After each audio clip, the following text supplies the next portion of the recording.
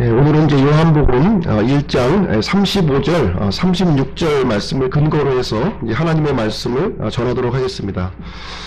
지난주에는 이제 하나님의 어린 양, 이 파트 1을 전해드렸습니다. 오늘은 하나님의 어린 양 두 번째 시간으로 말씀을 전하도록 하겠습니다. 먼저 지난주 전한 내용을 잠시 요약해드리면요. 첫 번째로 아담과 이브의 이야기를 이제 말씀을 드렸습니다. 거기에서 이 가죽옷, 하나님께서 아담과 범죄한 아담과 이브를 위해서 입혀주신 이 가죽옷이 하나님의 어린 양을 예표한다, 이렇게 말씀을 드렸습니다. 죄인이 하나님 앞에 나아갈 때는 반드시 짐승의 피가 이제 흘려져야 한다는 사실을 우리에게 알려주고 있는 것입니다. 두 번째, 이제 가인과 아벨의 이야기를 통해서 하나님께서는 가인의 헌물을 이제 받지 않으셨어요. 사람의 노력과 사람의 정성, 사람의 방법을 가지고는 하나님께서 받아주시지 않는다고 하는 사실입니다. 죄인이 하나님 앞에 나아가기 위해서는 반드시 짐승의 피가 흘려져야 한다는 사실을 여기서도 우리에게 알려주고 있습니다. 이 아벨의 헌물은 하나님의 어린 양을 예표하는 그림자라고 이렇게 말씀을 드릴 수가 있겠습니다. 세 번째로 이제 노아의 방주 이야기를 이제 전해드렸는데요. 노아가 이제 홍수 심판을 끝나고 이제 방주에서 나왔을 때 가장 먼저 한 일이 무엇이었냐면 번제 헌물을 드리는 일이었어요. 짐승의 방주에 타고 있던 그 짐승들 중에서 정결한 짐승들, 그리고 모든 정결한 날짐승들을 취해서 번제 헌물을 드렸다, 이렇게 기록을 하고 있습니다. 아마도 그 번제 헌물의 규모는 굉장히 컸을 거예요. 모든 종류가 이 방주 안에 이제 타고 있었기 때문에 모든 정결한 짐승에서 모든 정결한 날짐승들 중에서 이렇게 번제 헌물을 드렸기 때문에 아마 규모가 굉장히 컸을 것입니다. 노아는 이 공의로운 하나님 앞에 나아가기 위해서는 반드시 나를 대신할 희생물이 필요하다, 이 사실을 우리에게 알려주고 있는 것입니다. 이 번제 헌물로 드려졌던 이 희생물들, 그것은 하나님의 어린 양을 예표하고 있는 그림자가 되겠습니다. 네 번째, 아브라함의 이야기를 이제 전해드렸는데요. 이 아브라함의 이야기를 통해서 하나님께서는 독생자 이삭을 하나님 앞에 번제 헌물로 드리라, 이렇게 하는 내용이 이제 나오고 있습니다. 이삭은 죽을 수밖에 없는 그런 상황에 놓여져 있었습니다. 그러나 하나님께서는 이삭을 대신해서 이제 구원의 길을 하나 마련해 주셨는데요. 그것은 무엇이었냐면 수풀에 걸린 순양을 이렇게 마련을 해 주신 거예요. 하나님께서 친히 준비하신 이 순양이 바로 하나님의 어린 양을 예표한다, 이렇게 말씀을 드렸습니다. 죄인이 거룩하신 하나님 앞에 받아들여질 수 있는 길은 없습니다. 사람으로서는 없어요. 사람 스스로의 힘으로는 불가능하다는 겁니다. 사람의 노력도 안 되고요, 사람의 지식으로도 안 되고요, 사람의 어떤 능력으로도 안 되고요, 그 어떤 사람으로부터 이렇게 생성된 것을 가지고서는 이 거룩하신 하나님을 충족할 수 있는 방법은 단 한 가지도 없다, 이렇게 말씀을 해주고 있습니다. 그러나 은혜로우신 하나님께서는 구약시대에 하나님께로 나올 수 있는 그 임시적인 길을 우리에게 열어주셨어요. 임시적인 길을 열어주셨는데, 그것은 무엇이었냐면 나를 대신해서 죄 없는 피가 대신 흘려지는 거예요. 이 대성물의 피를 통해서 하나님은 임시적으로 하나님께 나올 수 있는 길을 이렇게 열어주셨습니다. 이 번제 헌물이 드려지는 내용을 통해서 하나님은 어떤 분이신가, 어떤 분이라고 이렇게 생각이 드십니까? 하나님은 피를 좋아하시는 분이신가요? 하나님은 채식보다 육식을 좋아하시는 분이라고 생각을 하십니까? 왜 이렇게 하나님께서는 짐승에 대해서 유독히 잔인하실까요? 이런 생각이 아마 이런 의문을 아마 드실 겁니다. 그리고 구약시대의 하나님은 동물만 잡아 죽이면 만사 형통인 듯이 이렇게 받아들여지는 모습을 통해서 우리는 여러 가지 의심이 많이 들게 됩니다. 우리는 하나님이 어떠하신 분이신지 성경을 통해서 분명히 알고 있어야 돼요. 하나님이 어떠하신 분이신가? 하나님은 사람을 사랑하시고요, 또 동물도 사랑하시는 분이세요. 사람 못지않게 동물도 사랑하시는 분이십니다. 그러나 또 한 가지 우리가 하나님에 대해서 분명하게 알아야 될 것은 무엇이냐면 하나님은 죄를 극도로 미워하신다는 겁니다. 극도로 미워하시는 분이에요. 죄를 지은 이 사람은 하나님께서 정죄하실 수밖에 없고 심판하실 수밖에 없는 거예요. 사람도 사랑하시고 동물도 사랑하시지만 죄를 지은 사람에게 죽음을 내릴 수가 없어서 차선책으로 동물의 죽음을 이렇게 요구를 하신 것입니다. 죄 없는 짐승을 이렇게 심판하시고 정죄하실 정도로 하나님은 죄를 증오하시는 분이시구나, 이 사실을 우리는 깨달아야 할 필요가 있다고 하는 사실입니다. 구약에 이제 나타나 있는 짐승의 희생헌물을 통해서 반드시 우리가 기억해야 될 것이 있어요. 반드시 기억해야 될 것. 그것은 하나님께서는 죄는 반드시 심판하신다는 거예요. 아무리 사소한 죄라 할지라도 반드시 심판하시는 분이시다 하는 것을 우리는 기억을 해야 됩니다. 두 번째는 이 짐승의 헌물은 완전하게 사람의 죄를 제어할 수가 없었던 거예요. 그래서 이 짐승의 헌물, 반복적으로 드려지는 이 짐승의 헌물을 통해서 영원한 헌물을 우리가 기다려야 한다고 하는 사실을 우리에게 보여주고 있는 것입니다. 이 영원한 대속물, 이 사람들을 위해서 영원한 대속물이 바로 하나님의 어린 양이라고 우리에게 말씀을 해주고 있는 것입니다.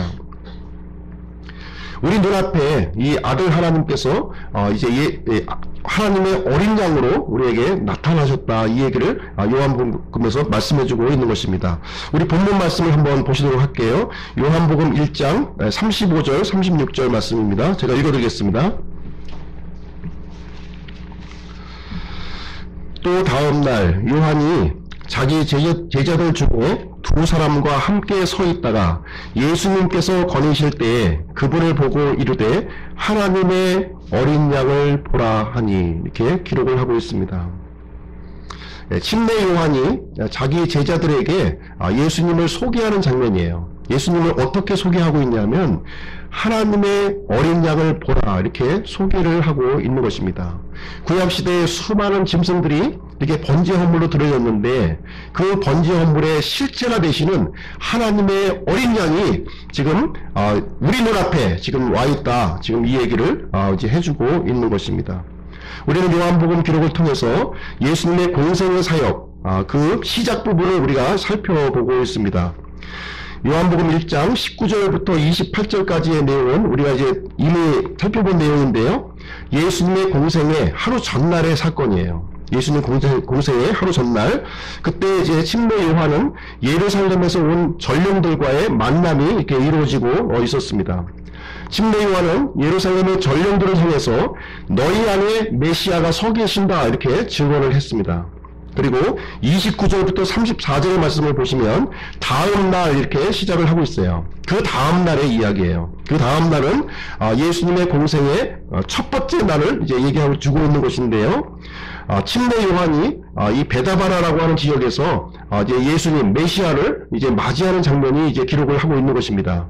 40일간 마귀의 시험을 마치시고 이제 가나안 땅으로 입성하시는 그 예수님을 이제 맞이하고 있는데요. 침례 요한은 예루살렘에 거주하고 있는 모든 사람들을 향해서 증언하기를 세상 죄를 제거하시는 하나님의 어린 양을 보라, 이렇게 증언을 했습니다. 오늘 이제 35절 말씀 시작되는 구절을 보시면 또 다음 날 이렇게 시작을 하고 있어요. 이것은 예수님의 공생의 두 번째 날이 이제 시작이 되고 있는 것이 되겠습니다. 이때 침례 요한은 자신과 함께 있던 이 제자들을 향해서 예수님을 이제 소개하고 있는데요. 어떻게 소개하고 있냐면 하나님의 어린 양을 보라, 이렇게 소개를 하고 있는 것입니다. 이 두 제자, 침례 요한의 두 제자가 이제 등장하고 있는데 40절 말씀에 보니까 이 두 제자 중에 한 사람의 이름이 이제 언급이 되고 있어요. 바로 이 안드레라고 하는 사람이 되겠습니다. 다른 한 명은 이제 이름이 나와 있지는 않고 있는데 우리가 요한복음을 기록한 사도 요한으로 지금 이제 추정을 하고 있습니다. 침례 요한의 이름도 요한이었고요. 또 요한복음의 기록자 요한도 요한이었습니다. 그 침례 요한의 제자인 안드레와 요한이 이제 예수님을 소개받는 장면이 나오는데요. 구약 성경에 기록되어 있는 그 하나님의 어린 양을 보라 이렇게 소개를 해주고 있는 것입니다. 그래서 오늘 아침 시간에는 지난 시간에 이어서 하나님의 어린 양 파트 2로 해서 구약 성경에 나타나 있는 하나님의 어린 양의 모습을 우리가 함께 살펴보기를 원합니다. 좀 내용이 좀 이것을 좀 나눌 수가 없어서 이제 오늘 오전에 이제 전하고자 하는데요. 핵심적인 내용만 이제 제가 골라서 전하도록 하겠습니다. 첫 번째 요셉의 이야기, 두 번째 모세의 이야기, 세 번째 성막 이야기, 네 번째 속죄일과 죄의 의미, 피의 의미, 다섯 번째 시편 22편, 여섯 번째 이사야서 53장 이런 순으로 해서 구약 성경에 나타나 있는 하나님의 어린 양에 대해서 이렇게 증거하도록 하겠습니다. 먼저 요셉의 이야기를 통해서 우리가 살펴보기를 원하는데요. 요셉의 이야기를 전체를 다루는 것은 아니고요. 한 부분을 이제 말씀드리도록 하겠습니다. 창세기 44장의 내용이에요. 창세기 44장. 창세기 44장을 보시면 요셉은 야곱의 11번째 아들입니다. 야곱의 11번째 아들이에요. 야곱에게는 아시다시피 4명의 아내가 있었고 12명의 이제 아들이 이제 있었습니다. 4명의 아내, 12명의 이복 형제들을 이제 이복 아들들을 갖고 있었는데요. 아마 이렇게 상상을 좀 한번 해보시면 야곱의 이 집안은 참 이 남자아이 한 둘 셋만 있어도 아마 좀 감당하기가 좀 힘들다 하는 그 말을 이제 많이 하실 텐데요. 더군다나 4명의 아내로부터 생긴 12명의 아들을 갖고 있는 야곱의 집안을 한번 이렇게 상상을 좀 해보시면 아마 바람 잘 날이 없는 그런 가정이었을 것이다 한번 상상을 해볼 수가 있을 것입니다. 야곱은 네 아내 중에서 이제 라헬이라고 하는 아내를 매우 사랑했어요. 라헬이라고 아내를 사랑했는데요. 이 라헬이라고 하는 아내를 통해서 이제 2명의 아들을 이제 얻었습니다. 바로 요셉과 베냐민을 얻었습니다. 그리고 요셉은 11번째 아들이었고요. 베냐민은 12번째 이제 아들이었습니다.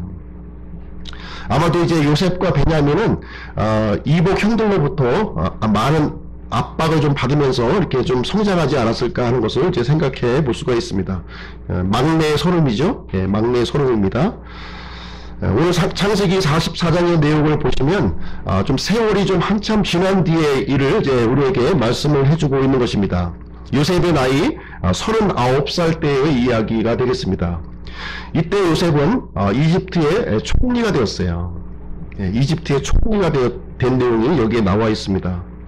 이 요셉이 총리로 있었을 때, 이 그 중동 지방에는 극심한 이 가뭄이 이제 있었습니다. 그런데 요셉이 있었던 이집트 땅에는 이 곡식이 굉장히 풍성했고요. 나머지 지역에는 흉년이 들어서 양식을 구할 수 없는 그런 지경에 이제 이르게 되었습니다. 가나안 땅에 이제 있었던 야곱의 그 식구들에게도 역시 마찬가지였어요. 예. 먹을 양식이 없었던 거예요. 먹을 양식이 없어서 소문을 들어보니까 이집트 땅에는 먹을 양식이 있다 하는 소문을 이제 듣게 되었습니다. 그래서 야곱의 아들들이 이제 요셉, 이집트의 총리로 있었던 요셉을 만나는 그런 장면이 여기에 이제 기록이 되어 있습니다. 총리가 된 요셉은 이 자신의 형제들을 단박에 알아보았어요. 그렇지만 이 형제들은 요셉을 이제 알아보지 못했습니다. 2번씩이나 이렇게 연극 만나보았지만 요셉이 자신의 형제라고 하는 것은 꿈에도 생각을 이제 하지 못했던 것입니다. 요셉의 형들은 예전에 그 요셉을 아주 잔인하게 배후했던 그런 사람들이었어요. 이집트의 노예로 이제 팔아넘겼고요. 그리고 자신을 이제 짐승에게 이제 잡아먹혔다고 아버지에게 거짓 보고를 했었던 그런 사람들이었습니다. 원수는 이제 외나무 다리에서 이제 만났다고 요셉은 지금 총리의 위치에 있는 것이고요. 요셉의 형들은 이제 양식을 구걸하기 위해서 요셉 앞에 무릎을 꿇고 있는 그런 장면이 이제 되겠습니다. 여러분 같으면 어떻게 하시겠습니까? 예. 예전에 나에게 이렇게 못되게 한 정도가 아니라 이 노예로 팔아넘기고 또 짐승에 뜯어먹겠다고 아버지에게 거짓 보고를 한 이 형들을 어떻게 지금 하시겠습니까? 한번 좀 고생 좀 해봐라. 매정하게 이렇게 대우했을까요? 근데 요셉은 그러하지 아니했다 이렇게 성경에 기록을 하고 있습니다. 요셉은 자신의 신분을 밝히지 않은 채 이 형제들을 극진하게 대우하는 모습을 우리는 이제 기록을 통해서 살펴볼 수가 있습니다. 먹을 것을 이렇게 차려주었고요, 필요한 곡식들을 충분히 주어서 이렇게 이 가나안 땅으로 이렇게 돌려보냈다 이렇게 기록을 하고 있습니다. 요셉이 형들을 이렇게 돌려보내면서 이제 한 가지 계략을 꾸미게 됩니다. 어떤 계략이냐면 자신의 동생 이 베냐민을 좀 붙잡아 두려고 하는 그런 이런 계략을 이제 꾸미게 되는데요. 베냐민의 그 자루에다가 은잔을 숨겨두어요. 은잔을 숨겨두고 베냐민을 도둑으로 이렇게 몰아넣습니다. 그리고 이제 베냐민을 노예로 이제 붙잡아 두기를 이렇게 원했습니다. 그래서 베냐민은 꼼짝없이 이집트의 노예가 되는 그런 상황에 이제 이르게 되었습니다. 이 일은 매우 이제 돌발적으로 이루어졌고요. 또 같이 온 그 야곱의 그 아들들은 이 내용을 도저히 수용할 수 없는 그런 상황이 이제 되었습니다. 왜냐하면 반드시 이 베냐민을 데리고 아버지 야곱에게 돌아가야만 했어요. 그러나 이 베냐민은 이제 도둑으로 이렇게 지목이 되었고 이제 노예로 남아야 되는 그런 상황에 이제 놓이게 되어 있는 것입니다. 이 내용이 이제 창세기 44장에 보시면 나와 있는데요. 한번 보시겠습니다. 창세기 44장 27절.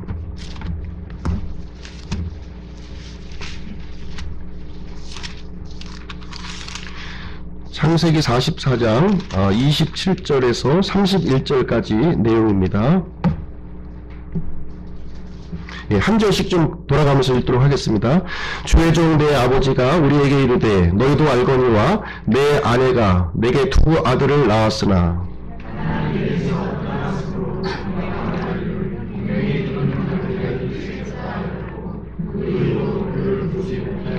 너희가 이 아이도 내게서 취하여 가고 만일 재난이 그에게 닥치면 너희가 나의 흰머리를 슬픔과 함께 무덤으로 떨어뜨리로다 하였나이다.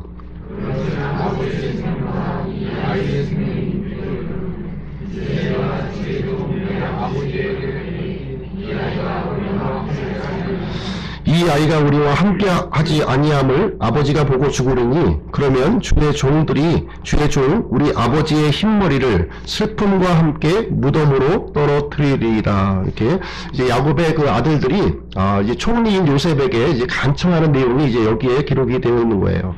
아버지의 생명과 이 베냐민의 생명이 서로 이제 이렇게 묶여 있다는 거예요. 만약에 이 베냐민을 지금 데려가지 않으면 아버지는 슬픔 가운데 무덤으로 내려갈 수밖에 없다. 이제 우리는 반드시 베냐민을 우리가 데려가야 됩니다 하는 내용을 이제 간청을 하고 있는 것이 되겠습니다.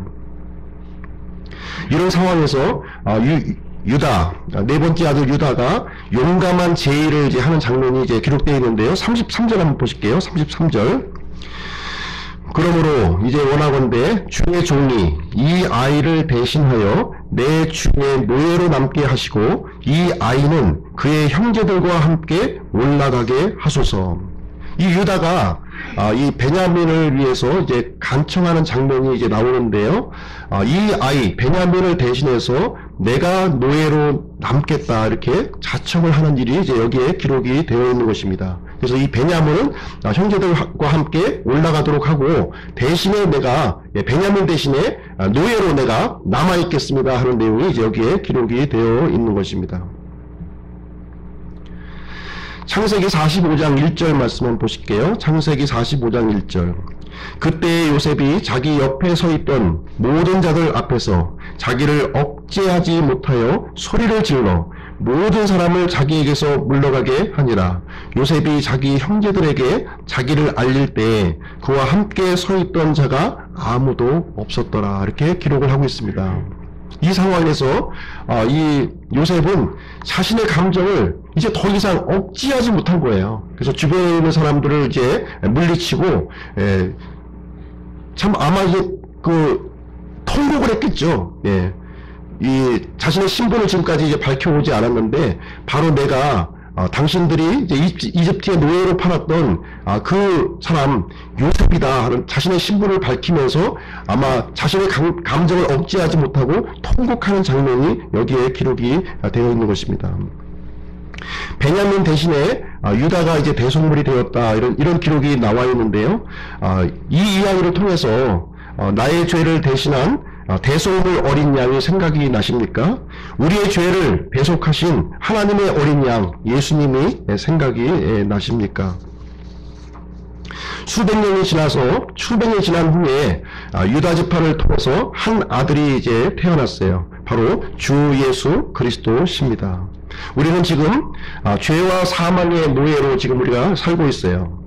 예수 그리스도께서 우리를 위해 대속물이 되어 주셨어요. 십자가에서 우리의 대속물이 되어 주셨습니다. 그 이유는 우리를 자유롭게 하기 위해서, 우리를 노예에서 해방시켜 주시기 위해서 우리의 자리를 대신 차지하시고 십자가에서 죽으셨다, 이렇게 기록을 하고 있는 것입니다. 이 유다의 제안은 예수 그리스도의 그림자요, 예표로 우리에게 보여주고 있는 내용이 되겠습니다. 하나님의 어린 양이신 예수 그리스도께서 우리를 위해 이 하실 일, 앞으로 하실 일을 미리 보여준 그런 사건이 되겠습니다. 이 요셉의 이야기를 이어서 이제 수백 년의 시간이 또 이제 흘러갔습니다. 수백 년의 시간이 흘러가서 이제 모세 이야기, 두 번째 모세 이야기를 함께 살펴보도록 하겠습니다. 모세 시대에는 하나님께서 이집트 땅에 많은 재앙을 이렇게 퍼부으셨어요. 수많은 재앙을 이제 퍼부으셨는데, 이 하나님의 심판에도 불구하고 이집트 왕 파라오는 이스라엘 백성들을 이제 이렇게 내보내기를 이렇게 거절을 했습니다. 그래서 하나님께서는 이제 마지막 재앙을 이제 이집트 땅에 내리시게 되는데요, 10번째 재앙을 이제 퍼부으시게 되는 내용이 기록되어 있습니다. 출애굽기 12장에 보시면 마지막 재앙, 하나님께서 이스라엘 땅에 내리시는 마지막 재앙, 이 장자의 심판에 대한 내용이 12장에 이제 기록이 되어 있습니다. 이집트 전역에 살고 있는 모든 사람들에게 적용되었고요. 이스라엘 백성도 역시 이 심판의 대상이 되었습니다. 그래서 하나님께서는 이스라엘 백성에게는 피할 길을 이렇게 마련을 해주셨어요. 이스라엘 백성들에게는 이 장자의 심판이 임하지 않도록 주의 깊은 지시를 이제 하나님께서는 내려주신 내용이 이제 기록이 되어 있습니다. 출애굽기 12장 6절 말씀을 한번 보시겠습니다. 출애굽기 12장 6절.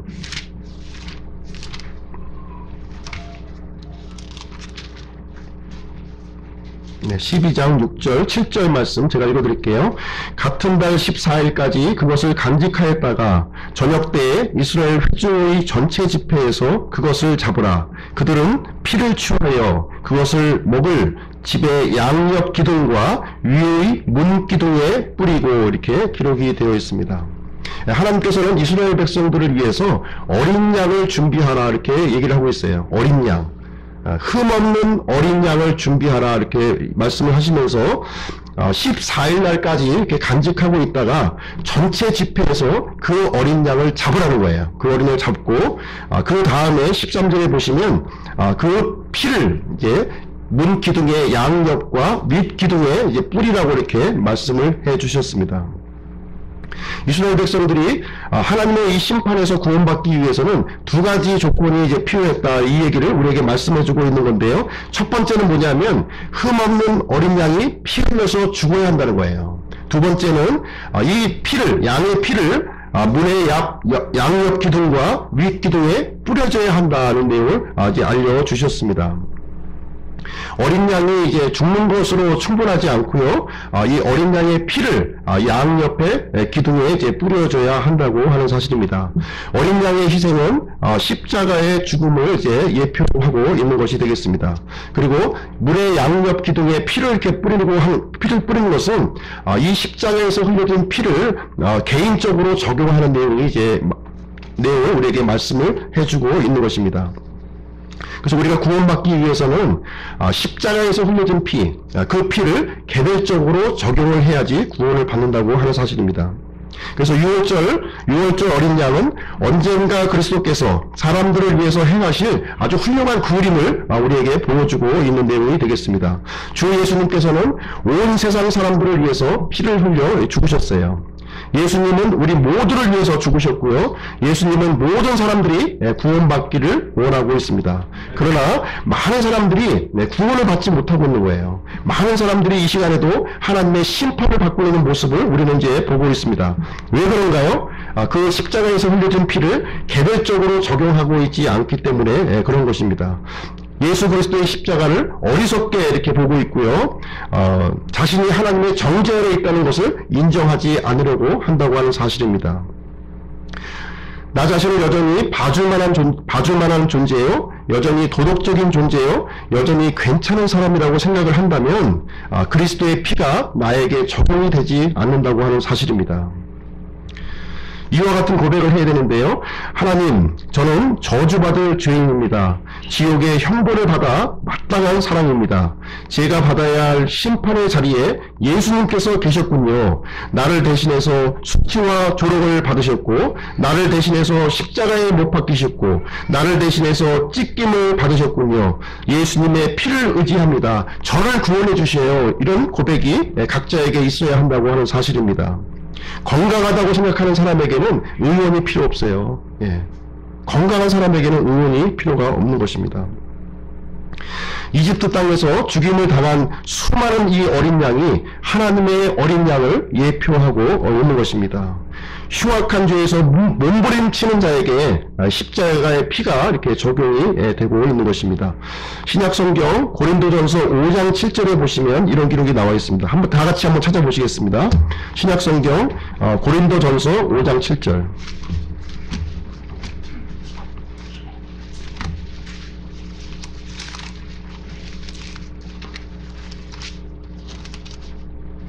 한 목소리를 읽어보시죠. 시작. 그러므로 너희는 누룩 없는 자들인즉 새 덩어리가 되기 위하여 묵은 누룩을 제거하라. 우리의 유월절 어린 양 곧 그리스도께서 우리를 위하여 희생물이 되셨느니라.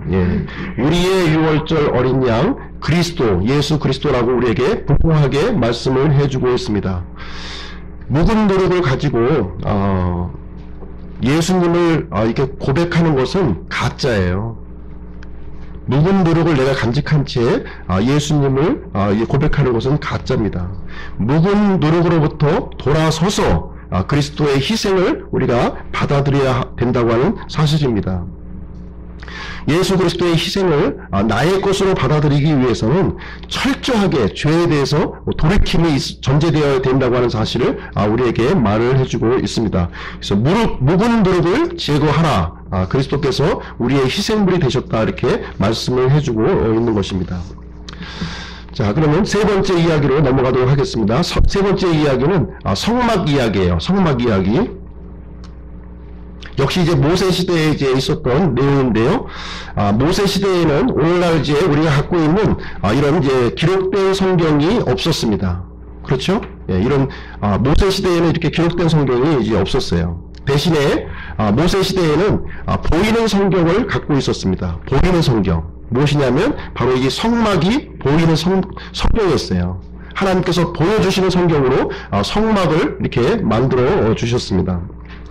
이 성막은요, 이스라엘의 진영 한복판에 이렇게 놓여 있었고요, 의심할 여지도 없이 이 성막은 하나님의 어린 양을 예표하고 있었습니다.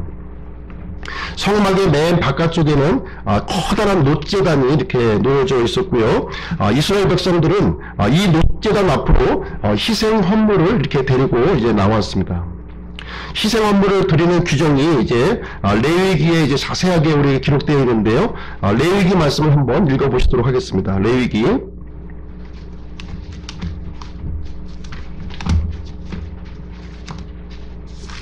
1장 1절부터 9절 말씀입니다.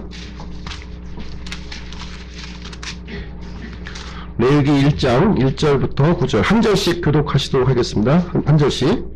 주께서 모세를 부르시고 회중의 성막에서 그에게 말씀하여 이르시되 이스라엘 자손에게 말하고 그들에게 이르라 너희는 가서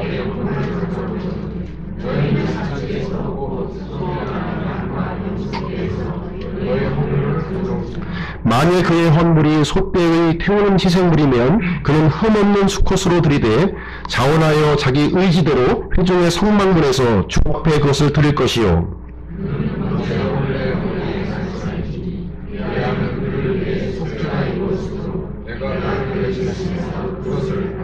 그는 주 앞에 그 숫소를 잡을 것이요 아론의 아들들인 제사장들은 그 피를 가져다가 회중의 성막 문 옆에 있는 제단 위에 돌아가며 뿌릴 것이며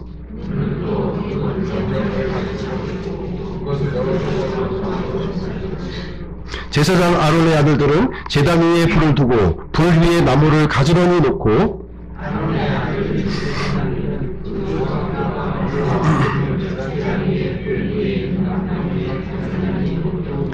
그가 그것의 내장과 다리를 물로 씻을 것이요 제사장은 전부를 제단 위에서 태우는 희생물 곧 불로 예비하여 주께 향기로운 냄새로 드리는 헌물로 삼을 지니라.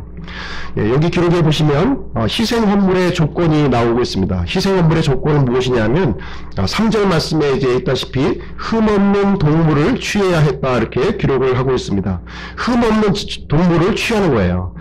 이 죄인이 하나님께 나오는 방법이 있는데 바로 희생 헌물을 가지고 하나님 앞에 나오는 겁니다. 그런데 흠없는 짐승을 취해서 이제 하나님 앞에 나오는 거예요. 그 다음에 흠없는 짐승 위에 자신의 머리를 이렇게 올려놓는 겁니다. 나는 죽어 마땅한 죄인이다. 이 무죄한 짐승이 내 자리를 차지하고 내 대신 죽을 것이다. 나는 상징적으로 내 죄를 이 짐승의 머리 위에 놓는다. 이렇게 고백을 하면서 이 짐승의 머리에 나의 죄를 이렇게 전가를 시키는 거예요. 전가를 시키는 겁니다. 그리고 나서 이 동물을 칼로 그 목을 이제 찌르고요. 피를 흘리고 그 다음에 그 짐승의 가죽과 내장과 이거 분리를 해서 조각조각 이렇게 내는 것입니다. 그 다음에 이 조각들을 불로 타는 이 번제단에 이렇게 태워서 완전히 태워버리는 그런 일을 이제 진행하고 있는 거예요. 이 내용은 하나님의 어린 양이신 예수 그리스도께서 앞으로 하실 일을 이제 미리 우리에게 보여주고 있는 것입니다. 죄 없는 구원자께서 내 자리를 대신해서 차지하시고 내 대신 죽는 장면을 이제 우리에게 보여주고 있는 것입니다. 성막에서는 수많은 동물들이 이렇게 희생을 이제 당하였어요. 이것은 앞으로 오실 하나님의 어린 양을 우리에게 예표하고 있는 것이었습니다. 이 번제 업무를 통해서 이스라엘 백성들은 끊임없이 죄를 기억해야만 했고요. 죄를 지을 때마다 희생 업무를 드려야 했으며 영원한 희생 업무, 하나님의 어린 양을 기다려야 했다 이렇게 말씀을 하고 있는 것입니다.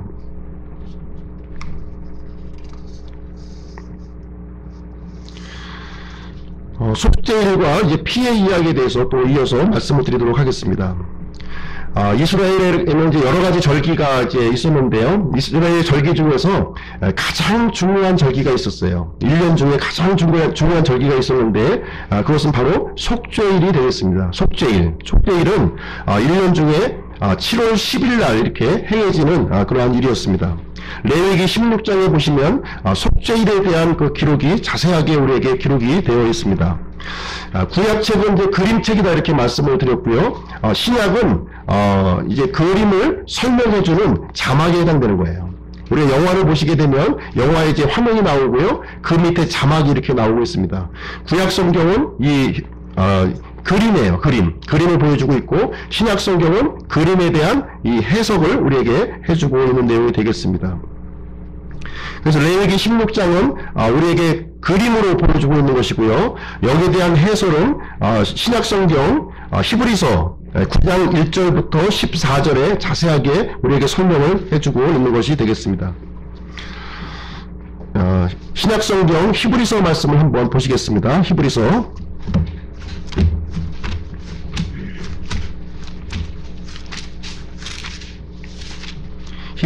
9장 1절부터 14절.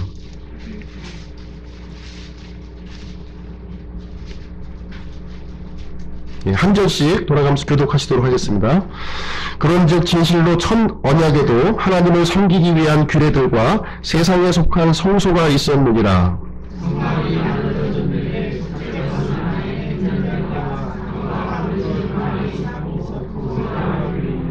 둘째 휘장 뒤에 있는 성막은 지성소라 불리느니라.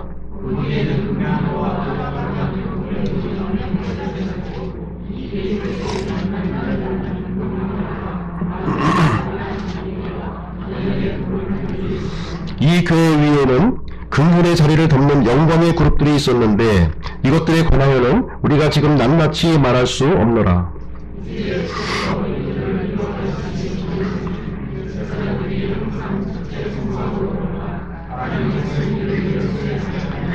둘째 성막에는 대제사장이 홀로 해마다 한 번 들어가되 자기와 백성의 잘못으로 인해 자기가 드리는 피 없이는 들어가지 아니하였으니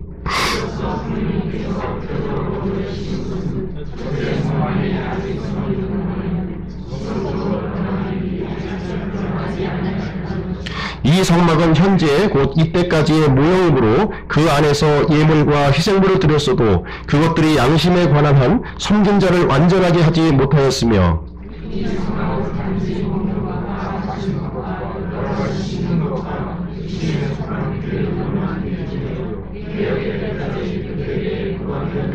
그러나 그리스도께서는 다가올 좋은 일들의 대제사장으로 오시되 손으로 만들지 아니한 성막 곧 이 건물에 속하지 아니한 더 크고 더 완전한 성막을 통해 오셔서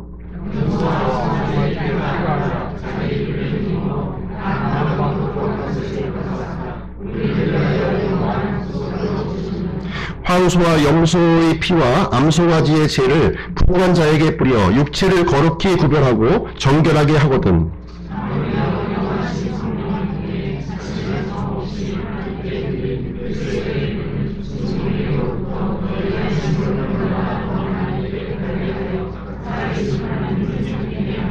네.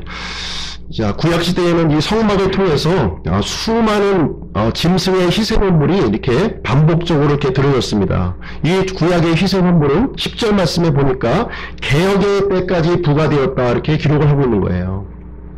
이 구약의 희생제물은 영원히 이렇게 드려졌던 것이 아니라 개혁의 때까지 부과가 되었다 이렇게 얘기를 해주고 있습니다. 이 개혁의 때는 예수 그리스도께서 십자가에서 죽으시는 때, 그 때를 얘기해주고 있는 거예요. 예수님께서는 십자가에서 이렇게 이 구약시대에 드려졌던 이 짐승들의 예표로서 실체로서 우리에게 십자가에서 피를 흘려 주셨다고 하는 사실을 우리에게 얘기해주고 있습니다. 그래서 구약시대에 드려졌던 수많은 희생물들, 이것은 영원한 희생의 그림자로서 우리에게 보여주고 있는 내용이 되겠습니다. 그러면 이제 시편, 좀 시간이 가긴 했는데요. 시편 22편과 이사야서 53장을 제가 한번 읽어드리도록 하겠습니다. 시편 22편입니다. 시편 22편. 시편 22편은 이제 다윗이 기록한 시편인데요. 예수 그리스도께서 오시기 전에 1000년 전에 기록한 시편의 내용이 되겠습니다. 앞으로 1000년 후에 오실 이 예수님의 모습을 자세하게 우리에게 묘사하고 있는 모습을 우리는 보게 됩니다. 14절부터 제가 읽어드리도록 할게요. 14절부터 22절까지. 제 목소리는 좋지 않지만 좀 가능하면 낭낭하게 이 글을 좀 읽어드리도록 하겠습니다. 시편 22편을 통해서 예수님의 이 하나님의 어린 양의 모습을 우리가 생각해 보시면 좋을 것 같습니다. 14절부터 제가 읽겠습니다. 나는 물같이 쏟아졌고 내 모든 뼈는 어그러졌으며 내 심장은 밀초같이 되어 내장 한가운데서 녹았나이다. 내 힘은 질그릇 조각같이 마르고 내 혀는 내 턱에 붙나이다. 주께서 또 나를 사망의 티끌 속에 두셨나니 개들이 나를 에워싸며 사악한 자들의 무리가 나를 둘러싸고 내 손과 발을 찔렀나이다. 내가 내 모든 뼈를 셀 수 있나이다. 그들이 나를 쳐다보고 노려보며 자기들끼리 내 옷들을 나누고 내 겉옷을 놓고 제비를 뽑나이다. 그러나 오 주여, 주는 나를 멀리하지 마옵소서. 오 나의 힘이시여, 속히 나를 도우소서. 내 혼을 칼에서 건지시며 내 살아가는 것을 개의 권세에서 건지소서. 나를 사자의 입에서 구원하소서. 주께서 내 말을 들으사 나를 유니콘의 뿔들에서 벗어나게 하셨나이다. 내가 주의 이름을 내 형제들에게 밝히 보이고 회중의 한가운데서 주를 찬양하리이다. 이 기록을 통해서 예수님께서 십자가에 못 박히신 그 내용을 우리는 발견할 수가 있습니까? 예수님께서 오시기 정확하게 1000년 전에 다윗을 통해서 이 기록을 하게끔 하셨고요. 정확하게 1000년 후에 예수님은 이 일을 이제 감당을 하셨습니다. 다음은 이사야서 53장 내용을 한번 보시겠습니다. 이사야서 53장. 이사야서 이 기록은요, 예수님이 오시기 700년 전에 기록한 성경이 되겠습니다. 700년 전에 예수님께서 오셔서 어떤 일을 하실지를 정확하게 우리에게 말씀을 해주고 있습니다. 이사야서 53장 1절부터 9절까지 제가 읽어드리도록 하겠습니다. 역시 이 구절을 또 들으시면서 하나님의 어린 양으로 오신 예수 그리스도를 우리가 발견하는 시간이 되었으면 좋겠습니다. 1절, 우리가 전한 것을 누가 믿었느냐? 주의 팔이 누구에게 나타나느냐? 그가 그분 앞에서 연한 초목같이 마른 땅에서 나온 뿌리같이 자랄 터이니 그에게는 모양도 없고 우아함도 없으며 우리가 그를 볼 때에 그를 흠모할 만한 아름다움이 없도다. 그는 사람들에게 멸시를 당하고 거부되었으며 슬픔의 사람이요 고통을 잘 아는 자라. 우리는 그를 피하려는 것 같이 우리의 얼굴을 감추었으며 그는 멸시를 당하였고 우리는 그를 귀히 여기지 아니하였도다. 참으로 그는 우리의 고통을 짊어지고 우리의 슬픔을 담당하였거늘 우리는 그가 매를 맞고 하나님께 맞아 고난을 당한다고 생각하였노라. 그러나 그는 우리의 범법들로 인해 부상을 당하고 우리의 불법들로 인해 상하였노라. 그가 징벌을 받음으로 우리가 화평을 누리고 그가 채찍에 맞음으로 우리가 고침을 받았도다. 우리는 다 양 같아서 길을 잃고 각각 자기 길로 갔거늘 주께서는 우리 모두의 불법을 그에게 담당시키셨도다. 그는 학대를 당하고 고난을 당하였어도 자기 입을 열지 아니하였으며 도적장으로 향하는 어린 양같이 끌려가며 털 깎는 자 앞에서 잠잠한 양같이 자기 입을 열지 아니하는도다. 그는 감옥에도 가지 못하고 공정한 재판도 받지 못하였으니 누가 그의 세대를 밝히 드러내리요. 그는 산자들의 땅에서 끊어졌으며 내 백성의 범법으로 인하여 매를 맞았도다. 또 그는 사악한 자들과 더불어 자기 무덤을 만들었으며 죽어서는 부자와 함께 하였으니 이는 그가 폭력을 행사하지 아니하였고 그의 입에 속임수가 없었기 때문이라. 이사야서 53장을 읽어보시면 예수님의 모습을 우리는 자세하게 우리는 살펴볼 수가 있습니다. 예수님은 왜 죽으셨습니까? 누가 예수님을 죽게 했습니까? 여기 보시면 예수님께서 죽으신 이유가 자신의 죄 때문에 죽으신 것이 아니라 우리의 불법 때문에 죽임을 당했다 이렇게 기록을 하고 있습니다. 우리는 다 양 같아서 길을 잃고 각각 자기 길로 갔거늘 주께서는 우리 모두의 불법을 그에게 담당시키셨다 이렇게 기록을 하고 있습니다. 예수님을 죽인 사람이 누굽니까? 바로 하나님께서 심판을 내리신 거예요. 모든 인류의 죄를 예수님께 이렇게 대신하게 하시고 예수님을 죄덩어리를 보시고 예수님에게 저주의 심판을 내리치셨다고 우리에게 말씀을 해주고 있는 것이 되겠습니다. 예수님께서는 내가 있어야 될 그 자리에 대신 있으셨고요. 내가 죽어야 될 죽음을 대신해서 죽음을 당하셨습니다. 우리의 대성물로 마련해 주신 이 하나님의 어린 양을 내가 나의 하나님이요 나의 구원자로 받아들일 때 하나님께서 우리의 죄를 제거해 주시며 또 하나님의 자녀로 삼아 주시겠다고 우리에게 약속을 해 주셨습니다. 결론을 내리도록 할게요. 예수 그리스도께서는 하나님의 어린 양으로 오셨어요. 구약 성경에 기록되어 있는 그림자요 예표로 기록되어 있는 그 하나님의 어린 양의 실체로 이 땅에 오셨습니다. 그래서 우리들의 영원한 배송물이 되어 주셨습니다. 구약 성경에 죽임을 당한 수많은 이 짐승들 바로 예수 그리스도를 가리키고 있는 것입니다. 이것은 죄를 향한 하나님의 진노를 우리에게 보여주고 있는 것입니다. 그리스도께서 십자가에서 죽으신 이 사건을 어리석게 보고 계시나요? 어리석다고 보시나요? 아니면 혐오스럽다고 생각을 하시나요? 아니면 사람의 죄를 제거해 주시기 위한 하나님의 지혜와 권능이 있다고 생각을 하십니까? 하나님께서는 모든 사람의 죄를 대신해서 예수님을 내리치셨습니다. 예수님께서 흘리신 이 피는요, 어린 양의 피요, 보배로운 피라고 우리에게 말씀을 해주고 있습니다. 베드로전서 1장 19절 말씀해 보시면 오직 흠도 없고 점도 없는 어린 양의 피 같은 그리스도의 보배로운 피로 된 것이다 이렇게 기록을 하고 있습니다. 우리가 구원받은 것은 우리의 죄가 제거를 된 것은 바로 예수 그리스도의 흘리신 그 보배로운 피로 말미암아 우리에게 이루어졌다 이렇게 말씀을 해주고 있는 것입니다. 그래서 예수 그리스도께서 우리에게 흘리신 이 피는 우리에게 구원을 가져다 주시는 하나님의 권능이 되고 있는 거예요. 그래서 하나님의 권능을 의지하고 하나님의 권능을 이렇게 힘있는 우리 기쁨집 내교회 성도님들 한 분 한 분이 되시기를 제가 간절히 축원을 드립니다. 제가 기도하고 마치도록 하겠습니다.